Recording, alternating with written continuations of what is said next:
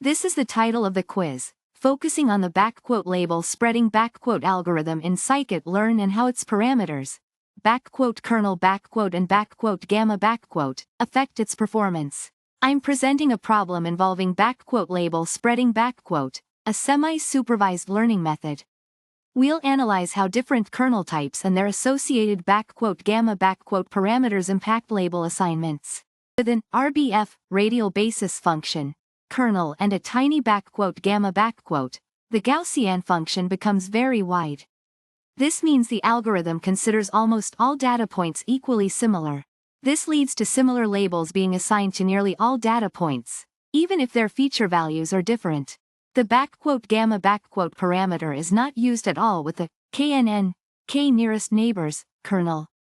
The KNN kernel similarity calculations depend solely on the distances between data points, making it completely independent of gamma. A large gamma makes the Gaussian function narrow for the RBF kernel. This means only nearby data points will strongly influence each other. So, labeled points impact only their close neighbors, producing more distinct label assignments. I'm focusing on how label spreading assigns labels. Think of it like this. We have a group of people, some with known labels, likes pizza. Label spreading uses the connections between these people to guess the labels of those whose preferences are unknown. The strength of these connections is determined by the kernel and gamma parameter. The closer people are, similar data points, the stronger the influence of the labeled on the unlabeled. It's like a social network for labels. This is the main quiz question. I need to evaluate each statement about the RBF and KNN kernels and how the gamma parameter affects label assignment in label spreading. This statement deals with the RBF kernel radial basis function, which uses a Gaussian function. A small gamma makes this Gaussian very wide, meaning data points far apart are considered similar. Think of it like a very blurry vision. You can't distinguish individual points well. Therefore, the model will likely assign similar labels across most data points. Here, we look at the KNN, k nearest neighbors kernel. This one uses the nearest neighbors to determine similarity. Gamma is not used in this kernel's calculations, hence it has no effect. It's like asking how many people are closest to you. The choice of neighbors doesn't depend on gamma. With a large gamma in the RBF kernel, the Gaussian becomes narrow, focusing the similarity only on points very close to each other. This makes the influence of labeled points on their neighbors more localized and helps in more distinct label assignments. It's like having sharp vision. You see the details and differences between individual points. This statement is incorrect, as discussed in previous points. Gamma in the RBF kernel influences how the similarity graph is weighted and shaped, directly affecting label propagation. This provides the context of the problem. I'm working with a dataset of 1,000 samples, of which 100 have already been labeled, allowing me to use semi-supervised learning. The rest are unlabeled and need to be inferred using the label spreading technique and chosen parameters. This is the core algorithm used for semi-supervised learning. The goal is to spread labels from known samples to unknown samples.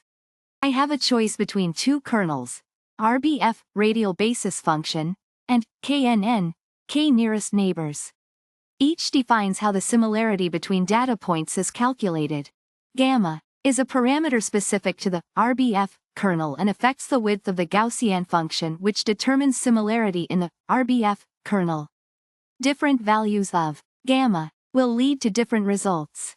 I'm exploring how the parameters in the LABELSPREADING algorithm, specifically the KERNEL and GAMMA parameters, affect the outcome.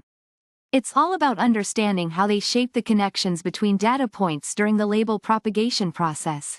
Let's talk about the radial basis function, RBF kernel. When you use a tiny GAMMA value, the effect is like using a really wide lens. It considers even distant data points as extremely similar. This makes the algorithm assign similar labels to almost everything, ignoring actual feature differences. Now, consider the k nearest neighbors, KNN kernel. I find it interesting because the GAMMA parameter is irrelevant here. GAMMA only impacts the RBF kernel, not the KNN kernel. The KNN kernel focuses purely on proximity and it is not affected by the GAMMA width parameter. If we increase the GAMMA value in the RBF kernel, it's like using a zoom lens. The algorithm focuses more on nearby points.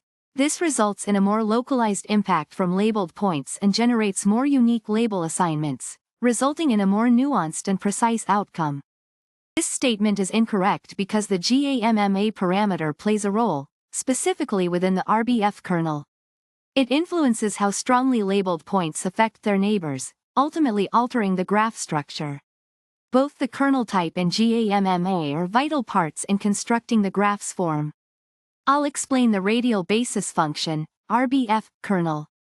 It uses a Gaussian function to measure similarity between data points. Think of it like this. Imagine a hill with its peak at a data point.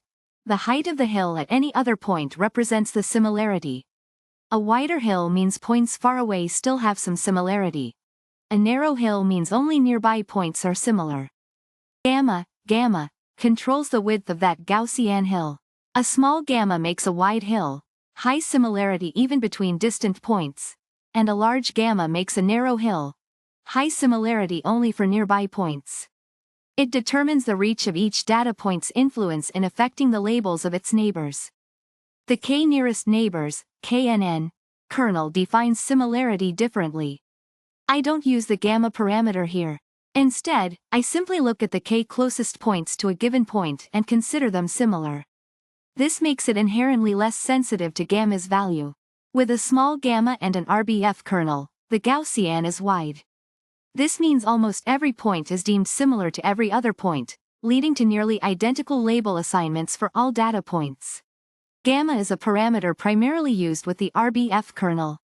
It determines the scale of the Gaussian function, which in turn affects how strongly labeled points influence unlabeled points. This section focuses on understanding the influence of parameter selections in the label spreading algorithm, a semi-supervised learning technique. We'll explore how various kernel choices, RBF and KNN, and the value of the gamma parameter, for the RBF kernel, affect the final label assignments. I'm working with a dataset containing 1,000 samples. 100 of these samples have known labels, while the remaining 900 are unlabeled, which means I need to predict their labels. This is a typical scenario for semi-supervised learning.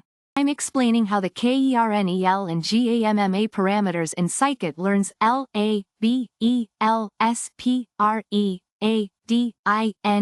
algorithm affect the model's predictions. I will focus on how these parameters influence the creation of a similarity graph used to propagate labels from known samples to unknown samples. It's like deciding how strongly two data points are related based on their features. This question tests your understanding of how the choice of kernel, RBF or KNN, and the value of GAMMA, relevant only for the RBF kernel, affect label spreading in the algorithm. The KNN, K-NEARESTNEIGHBORS kernel determines similarity based purely on proximity. It finds the k nearest neighbors to each point and completely ignores GAMMA. Therefore, changing GAMMA won't affect the graph made using the KNN kernel, making the statement true. With the RBF, radial basis function, kernel, a larger GAMMA means the Gaussian function is narrower. This means that the influence of a labeled data point decreases rapidly with distance. Thus, only very close neighbors get similar labels. As a result, you get clearer separation between different labels, making this statement correct.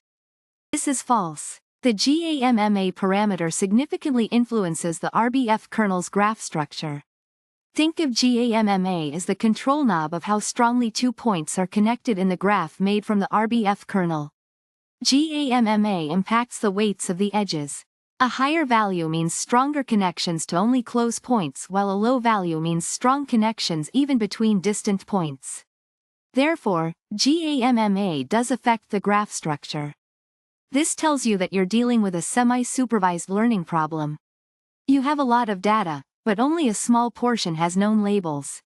The model will leverage this labeled data to predict labels for the remaining 900 samples. That's a classic semi-supervised learning setting. This specifies the algorithm that you're using. LabelSpreading is a semi-supervised learning method in scikit-learn, a popular Python library for machine learning. This points out that you have a choice between two kernels, RBF and KNN. Each one measures similarity differently. The choice influences the model's outcome. Here we're informed that the GAMMA parameter plays a role only with the RBF kernel. It's a hyperparameter that you can tune for better performance. The GAMMA controls the width or the spread of the Gaussian function for similarity calculation. I see label spreading as a semi-supervised learning method. It starts with some data points that have labels and uses them to predict labels for the rest of the data, which have no labels. Think of it like this. You know the color of some fruits, and you try to guess the colors of the rest based on how similar they look. The algorithm spreads these known labels to the unlabeled data based on their similarity. The kernel is like choosing the way I'll measure similarity between data points. The RBF kernel uses a radial basis function. Think of a Gaussian curve. A bell-shaped curve. A higher value in the bell-shaped curve implies more similar data points. The KNN kernel is simpler. It measures similarity by just looking at the k nearest neighbors of a data point. I pick one of them. Gamma is a parameter, only used with the RBF kernel. It controls the width of that bell-shaped curve I mentioned. A small gamma means a wide curve. Many points are considered similar. A large gamma means a narrow curve. Only very close points are considered similar. Think of it like adjusting the sensitivity of the similarity measurement. This question focuses on how the choice of kernel, RBF, or KNN, and the gamma value, for RBF, affect how labels get assigned in the label spreading algorithm. I am considering the effects of both parameters on the outcome. If I use a small gamma with the RBF kernel, the similarity bell-shaped curve will be wide. That means even distant points look similar and would get assigned similar labels. Gamma doesn't affect KNN, because KNN simply looks at the nearest neighbors. It does not depend on a bell-shaped curve, or any distance function that would need gamma. A larger gamma makes the bell-shaped curve narrow. This means only nearby points influence each other strongly, leading to more distinct label assignments. Gamma absolutely affects the graph structure when I use an RBF kernel.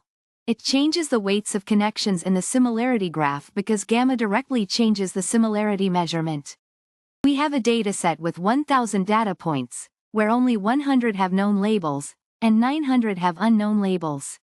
The label spreading algorithm will use the 100 labeled data points to predict the labels for the 900 unlabeled data points. This is the overall topic of this analysis. We're focused on how parameter choices influence the result of the label spreading algorithm. I see two kernel options here: RBF, radial basis function, and KNN, k nearest neighbors. These determine how the algorithm measures similarity between data points. The RBF kernel uses a Gaussian function, influenced by the GAMMA parameter to define similarity. KNN uses the proximity of points in the feature space. Pretty cool, huh? This parameter, GAMMA, only applies when you choose the RBF kernel. It controls the width of the Gaussian function. A smaller GAMMA means a wider Gaussian, leading to higher similarity between distant points. A larger GAMMA results in a narrower Gaussian, increasing similarity only between closer points. I'll explain this further in the next row. This is the output of the LabelSpreading algorithm. It represents how the algorithm assigns labels to the initially unlabeled data points based on the similarity graph defined by the kernel and GAMMA, if applicable. With a smaller GAMMA, many points will get similar labels. A larger GAMMA will cause more localized labeling. Think of it like this. A small gamma is like throwing a big splash of paint, and the large gamma will spread small drops of paint to each point. This is the core question of this quiz about scikit-learn's LabelSpreading algorithm. It is asking me to analyze the relationship between the kernel type and the GAMMA parameter in determining how labels are propagated. This is a semi-supervised machine learning algorithm. LabelSpreading starts with some labeled data and propagates those labels to unlabeled data based on how similar the data points are. This is the setting for the problem. 1000 data points. 100 have assigned labels and 900 don't. The goal is to predict labels for those 900 using the LabelSpreading algorithm with different kernels and GAMMA values to find the best approach for this dataset. Let's get to it.